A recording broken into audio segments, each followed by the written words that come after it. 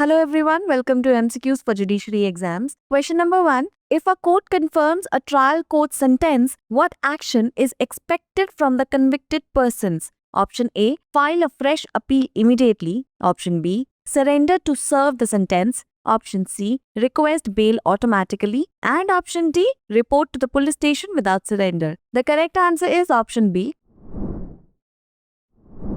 The Odisha High Court in Chandia alias Chandi Sethi and others versus State of Odisha held that convicted persons must surrender before the trial court within the prescribed time to serve their confirmed sentence. Failure to do so allows the court to initiate arrest and send them to judicial custody. Question number 2. What is the key test for abatement of suicide under Section 306 of the Indian Penal Code? Option A. Whether the accused directly caused the suicide. Option B. Whether the accused intended to drive the victim to suicide by their actions. Option C. Whether the victim was under constant harassment. And option D. Whether there was an emotional disturbance caused by the accused. The correct answer is option B.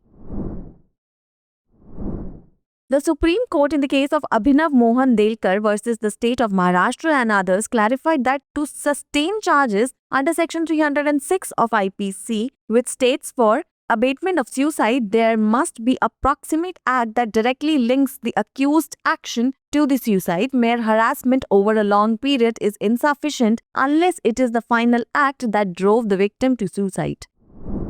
Question number 3. Section 124 of the Indian Evidence Act provides for privileges in respect of option A. Official communication, option B. Professional communication, option C. Communication as to the information of commission of offence, and option D. None of the above. The correct answer is option A. Section 124 of the Indian Evidence Act deals with official communication and grants a privilege to public officers to withhold confidential communications made to them if disclosing it would harm public interest. Question number 4. Private alienation of property by the judgment debtor after attachment under Section 64 Clause 1 of CPC is option A. Valid, option B. Voidable, option C. Void, and option D. None. The correct answer is option C. Section 64 of the Civil Procedure Code clearly states that any transfer or delivery of property that has been attached or any payment of debt to the judgment debtor is void against claims enforceable under the attachment.